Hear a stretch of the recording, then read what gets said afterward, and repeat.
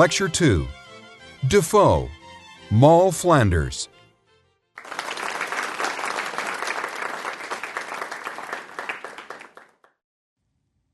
We are going to tackle now the first novel in the course, Moll, Flanders. It's seemingly straightforward. It looks easy to read. It appears to be a slice of life narrative. But in fact, you'll see it's filled with masks, disguise, lying, scheming, and at a key moment, Moll herself gets permission to visit a captured thief in Newgate Prison, a man whom in fact she has loved passionately, even though each one lied to the other about who they were. And she says to him, "Do you not know me?" And I want to introduce this lecture with that quotation. Do you not know me? It's a resonant question. Am I recognizable? Do I know myself? Do others know me? Or I could say you. Do you know yourself? These are going to be the existential issues at the core of both this early 18th century novel and the lecture that I'm going to give on it.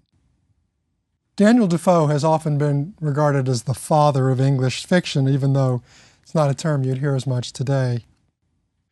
But he also inherits a tradition that existed before he wrote called the picaresque. And he's also, I think, in a great tradition of journalist writers. It goes all the way up to Tom Wolfe. Let me say a word about some of these terms. The picaresque is a form that goes back to Spanish fiction, comes from the Spanish word pícaro, which meant a rogue or a scoundrel. And these were novels that recounted the adventures and usually misadventures of pícaros, lowlifes, rogues, scoundrels, swindlers, con men. The most famous picaresque novels we have are The Lazarillo de Tormes from the mid-16th century and The Swindler from the early 17th century. Critics have often said about the picaresque novel that it doesn't have any shape, doesn't have any form or pattern. It's episodic. And I want to make that emphasis because that's the criticism that can also be leveled at Moll, Flanders. Does it have any shape? Episodic can mean just additive, one adventure after the other. It's, from an aesthetic point of view, arguably a weakness in a work of art. But of course, the question that it seems to me that it points to is, does life itself have pattern? Or to be a little bit darker about it, is the pattern that we think our life has, the sort of pattern that we dredge up when we write our resumes and CVs, rather specious in comparison to the actual length and variety and perhaps picaresque nature, episodic nature of our own lives and time. The picaresque genre is also known for its bottom-up vision, a satirical vision. It writes about society from the point of view of people who were either on the outside or who were servants or con men. And one virtue of this genre is that it gives us a lens onto mainstream society and the operation of power that is very, very interesting and special. People on the bottom see things in a particular way. It's also a genre that's rich in information about what kinds of resources people without resources have, what trumps do people without trumps have. In other words, in the picaresque, you find people who have to be street smart, cunning, quick, deft, clever. And that is what we're going to see in Moll, Flanders. The genre continues. It's been thought of as a 17th and 18th century genre, but in fact, we can see it in Huckleberry Finn, we see it in Invisible Man. So this is something that Defoe inherits. One senses that it's virtually natural to him. But I called him a journalist because in fact he wrote prodigiously, published prodigiously, on virtually all the issues of his age.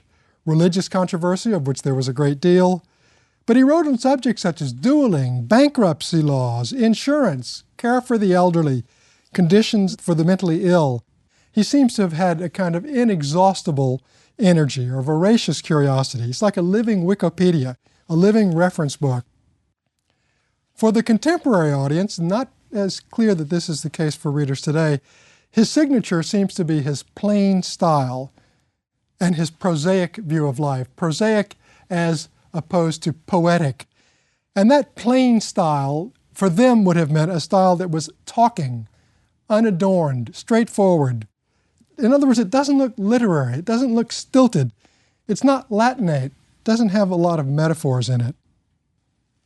Defoe, I think, can be seen as our great witness for changes that he did not fully know he was measuring. Those changes we now call the emerging new middle class. He celebrates in all of his novels enterprise, mercantilism, and hard work. As I said, he cannot have known the extent to which he was a barometric figure in which one could get a reading of the age and, I think, of what was to come in his own work. How he incarnates, again, I think without knowing it, a new set of values and beliefs. His view on industriousness and on making money has been linked, I think quite persuasively, to a thesis that's well known about Protestantism and the work ethic, which means that the focus in Defoe's books is on the individual, a feature again of Protestantism, but it's also a focus on this life. Doesn't have its sights so much on religious salvation or transcendence, and Defoe himself is fascinated by ingenuity, cunning, can-doism. One of the questions raised by his work, and I do not think it was raised for him, I think he didn't even worry about it, but we do when we try to interpret his work, is a very basic one. Is there a conflict between fattening your purse and saving your soul? As I say, this question remains with us today. I think it's just as unanswerable today. But it means that when we read Defoe, it's often difficult to know when the man is being ironic or not. Defoe is also a wonderfully commonsensical writer. And I'll refer to the book that all of you either know or have read, which is Robinson Crusoe, based on the real-life story of a man, Alexander Selkirk, who was abandoned on a desert island. Now just think about it for a minute. To write the story of a man abandoned on a desert island could have been a kind of nightmarish existential story of angst, of solipsis, of solitude, of a nervous breakdown. But in Defoe's hands, instead it becomes a story of homo economicus, of organizing the island, of laying out your time, of getting busy, of colonizing your world to some extent, of figuring out how to turn a profit. Defoe has a kind of self-help, how-to mentality. All of this I present as a kind of introduction for talking about Moll Flanders, which brings one more fascinating new element to the mix, which is that it has a female protagonist. Moll Flanders goes from the country to London. The story of innocent country people coming to London is a story that interested the reading public, the English reading public in the 18th century, because London itself was being transformed dramatically.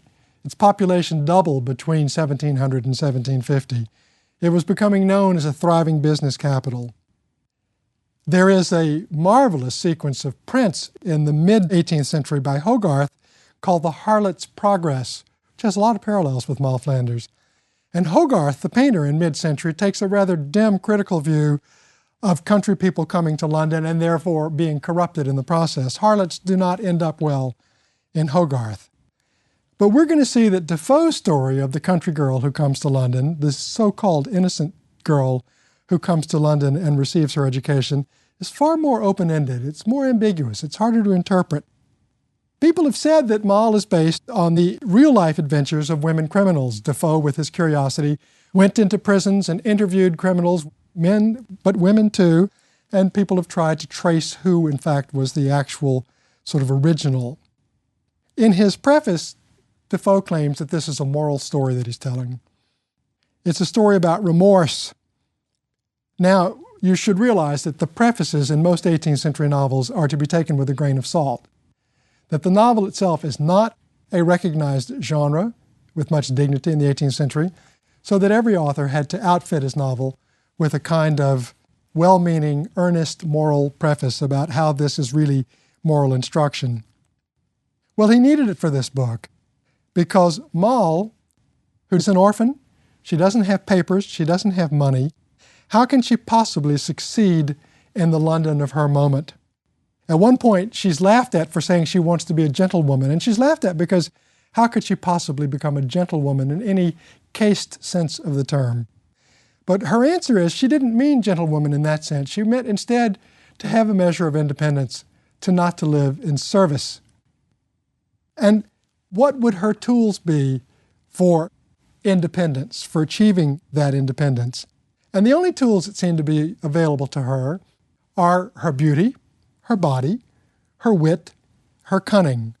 And so she goes through really two sets of endeavors.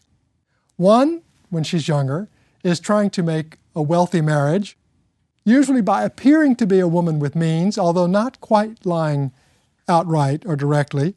And once this phase gradually wears out, and it doesn't wear out fully, she's continuing to look for men right on through the book, she becomes a thief. Being a thief, by the way, is not easy work. It requires a lithe intelligence, wit.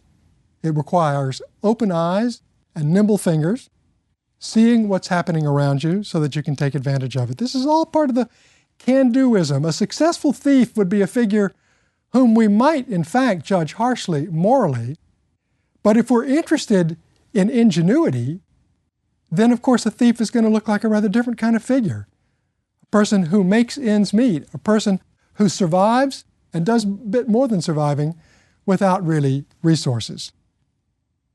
Now, Moll's thefts, and in fact, for that matter, her efforts to get married, have a kind of obvious material stamp.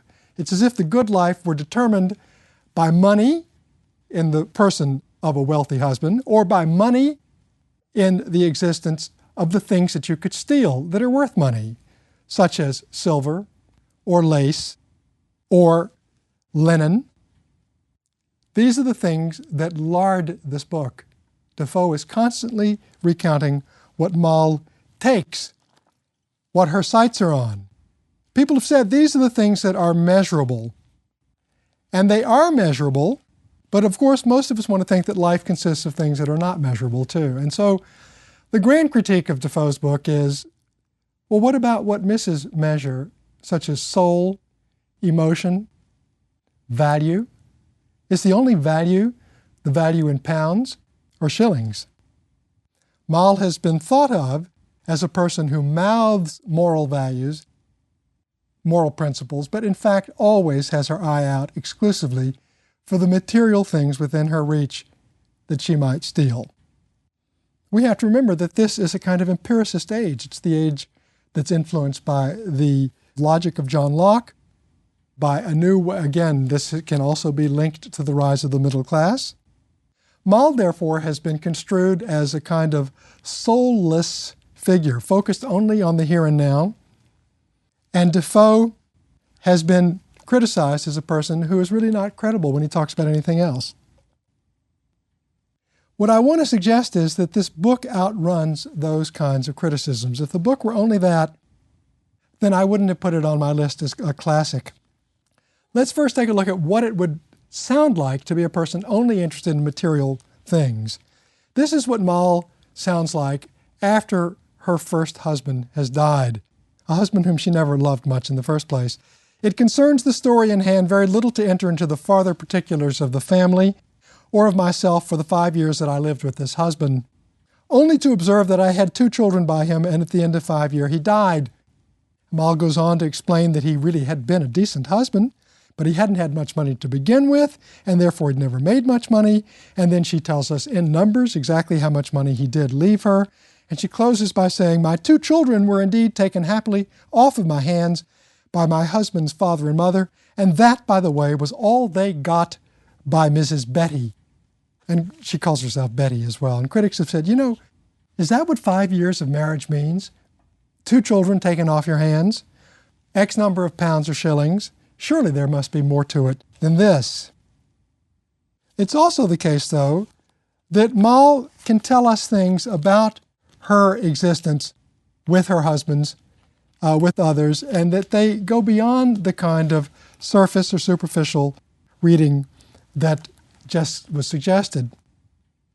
For example, one incident comes about when Moll, who is now a thief and is looking for the great event, how to make money, and she hears about a fire in London, and she rushes to the premises. People are fleeing this building, the servants are coming out, and Moll says, "I am here because I want to help the gentlewoman who is trying to exit this building. I will take the children off your hands. I will take your precious valuables, your plate, your linen, your silver, and I will give it to her friend. And of course, she looks like this is a perfect rescue. This is also, as you can easily see, a perfect dodge. She takes the plate, the silver, the lace. She hands over the children to somebody else, and she walks off with the rest. And she expresses a certain amount of remorse, because among the things that she has taken are a wedding ring, memorabilia that obviously represent a great deal of emotional richness for the person who has lost this. And she says that this touched her even to her very soul. But then this paragraph follows, and it's one of the things that I love about this book. I say, I confess the inhumanity of this action moved me very much and made me relent exceedingly.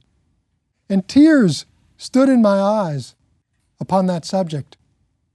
But, and this is the Defoe signature, but, with all my sense of its being cruel and inhuman, I could never find it in my heart to make any restitution. The reflection wore off, and I began quickly to forget the circumstances that attended the taking them. It's as if Defoe were saying, remorse is real, it's just not very powerful. You have a heart, it's just not a very big or significant organ. That life itself makes us callous. Doesn't mean that we're deprived or without moral values, but that those values only come time to time to the surface to pinch us, tweak us, prod us, but for the most part, that's not how we live. This is the kind of unflinching honesty in this story, and it makes a lot of other books look awfully pretentious, hollow, postured. It's as if Defoe were saying, wait a minute, let's talk about the truth. How morally scrupulous is any life? That's the kind of integrity and honesty in this book. Now, Moll's sense of how to succeed, as I said, is linked to her dexterity, her wit, but I'm trying to suggest that it is not alien to a kind of inwardness also. For example, one of the episodes in the early part of the book, the husband that just died that I referred to, is a husband who was the younger brother in a family where she was working, and the older brother was her first lover. The older brother was dashing, handsome, he wooed her, he gave her money the first time they had sex, she didn't even know why he was giving her the money. She's wildly in love with him. He, of course, is never going to marry her. He's the older brother, he has his own fortune to make. But the younger brother takes her seriously, and in fact persuades, against their best wishes, the family to let him marry her. And he dies, and they are the ones who live together for 5 years, and then he dies. And she never did love him much, but this is what she writes.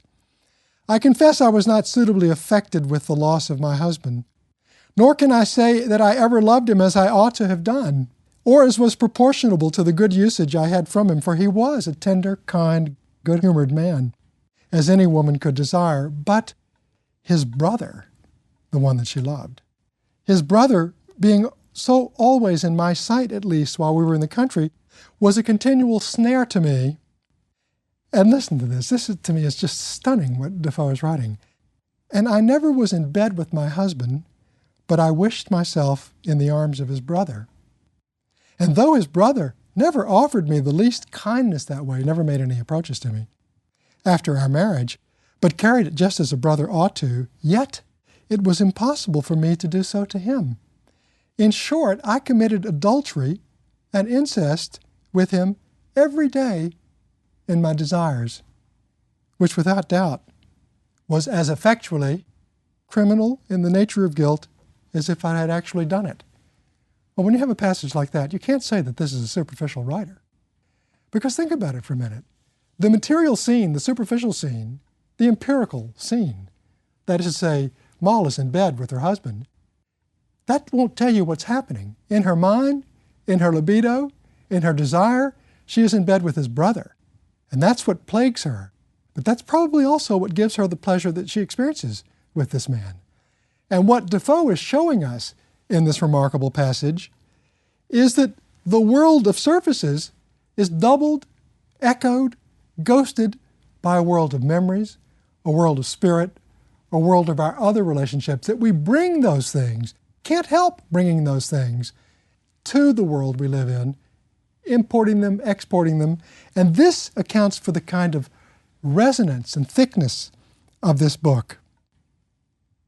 Moll's success as a thief has to depend not only on her cunning, but her capacity for disguise. She disguises herself initially as a woman with means. She disguises herself later more boldly.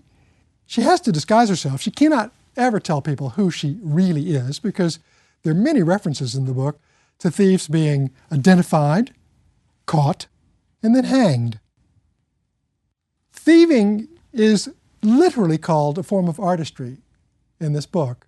Moll calls herself the greatest artist of my time. And we get the sense that being a thief is a remarkably creative activity. But we also get a sense that it can become obsessive. We watch it spiral out of control. At first she thieves as a woman of means, but then she joins professional groups of thieves, and she becomes bolder. She dresses as a beggar. She joins up with counterfeiters. She comes close even to stealing a horse. It's one of the really surreal moments of the book. What on earth does this woman need a horse for? Well, the reason you steal a horse is you're just that good that you might be able to pull it off. So there's almost a kind of professional pride in the thieving here. Disguise. I want to say a word about disguise. It's been argued, not by Defoe, but by people who came later, particularly by urban students of urbanology, that we live in some sense in disguise in the big, anonymous, big city. Let me put that differently. How many people do you know if you live in a large metropolis? Or let me put that differently. How many people in a large metropolis, in a large apartment building, even in a small apartment building, know you? Georg Simmel, the German sociologist who wrote about these things at the beginning of the 20th century, claimed that in fact the conditions of modern urban life are such that we quantify and reify our relationships with others, but they're also such that we have almost exclusively secondary relationships with the people that we deal with. The cab driver, the florist, the butcher, the baker. How much do they know about you? I don't want to outright call this disguise, but I'm getting at, again, how much do people know about you? How much do you know about them in the conditions of modern urban life? If you're a thief in London, and if people knew who you were, you could be hanged, then you become a kind of perfect test case for the virtues of invisibility, the virtues of being masked. Your inner life, your past, your reality has to be invisible. Now, when I say that, what I want to add is, it's true for all of us. No one knows our past. We don't wear it on our sleeves. Our history is not written on our forehead. It's in that sense that we are, for the most part, in drag in culture, in social life. We alone know who we are, what we've done, as we go through our paces. Most others neither know nor care. One of the marvelous moments in this book is when Moll has yet another lover who woos her, is desperate to marry her, insists on marrying her. She puts him off for a while. And finally she agrees to marry him, and I want to quote Defoe. "Then it occurred to me, what an abominable creature am I? And how is this innocent gentleman going to be abused by me? How little does he think that having divorced a whore," that's what this man has done, he's found out that his wife is sleeping around, "he is throwing himself into the arms of another." Listen to this grocery list as she describes herself, she describes her past, she describes all the things this suitor could not possibly know about her and must not know about her. So listen. He's going to marry one that has lain with 2 brothers, slept with, has had 3 children by her own brother. These are the goodies in the book that I haven't talked about. One that was born in Newgate, whose mother was a whore, and is now a transported thief. One that has slept with 13 men, and has had a child since he saw me. That's quite a list of things that you'd want to keep from your would-be husband, okay? Poor gentleman, said I. What's he going to do? After this reproaching myself was over, reproaching oneself usually goes over fairly quickly in Defoe, it followed thus. Well, if I must be his wife, if it please God to give me grace, I'll be a true wife to him and love him suitably to the strange excess of his passion for me. And here comes the kind of mathematical statement that is not just math. It's filled with values. It's filled with the kind of wisdom. Listen to it. I will make him amends, if possible, by what he shall see for the cheats and abuses I put upon him, which he does not see. That's an ethics. That's a code of conduct. And it doesn't just apply to Moll Flanders. That is a form of bookkeeping. It's a way of saying, no one can see my checkered past, and perhaps everyone's past is checkered, but I'm going to live in such a way that I will make amends to this man for his strange love for me. I will make amends for all of the cheats and abuses that he cannot see. I call this bookkeeping in the sense of keeping your own books, being aware of your own inner life, which is so usefully invisible when you're a thief, when you meet people, when you go through your paces, when you want to be a success. As I said, you don't wear it on your sleeve. You don't advertise it. Most of us tell other people things about our past that we edit, select, and frequently alter. The ugly stuff doesn't come out. What this book is doing is creating a kind of dialectic, a kind of balance between what is hidden, what is internal, what is never public, and putting it in relationship to our acts, our deeds, and the things that we actually speak and say to others. There is a kind of wisdom here, and it seems to me it's what obliges us to say that, well, disguise is part of this book, because we think of disguise as fake, inauthentic. Disguise is part of this book, but in fact, this is also a book that is stunningly honest, taking the measure of who we are over time. And the pendant to disguise in this book is confession. The book refers to many people confessing, and not just in church. Defoe writes about people in jail who have nightmares and who speak about the crimes they've committed. Moll herself is a person who is intensely social. Disguised though she may be, she needs other people. She needs people to share her experiences with, to be able to speak to, and she becomes blue, she becomes depressed. He even writes about it in physical terms. She'll use terms like hemorrhaging inwardly when she is condemned to be alone for too long a period of time. At a key moment in this passage, when she is finally, it has to happen, busted, taken to Newgate prison, the minister comes in and he speaks to her and he opens her up. This honest, friendly way of treating me unlocked all the sluices of my passions. He broke into my very soul by it, and I unraveled all the wickedness of my life to him. In a word, I gave him an abridgment of this whole history. In other words, narrative, story. She tells him her story. That is the single strongest imperative in this book. And I'd suggest that that's close to Defoe's legacy. The legacy is that our life is much longer than any of the shorthand versions we have for it. And the title of this novel is not Moll Flanders. It's the fortunes and misfortunes of the famous Moll Flanders, etc., who was born in Newgate and goes through the whole grocery list of things that she had done, lain with so many people, daughter of a whore, etc., lived honest, finally at the end, and died a penitent. That is the list of things that happen to someone who lives in time, and it suggests perhaps that all of us lead picaresque lives, and it makes that question, do you not know me? A hard question. Thank you.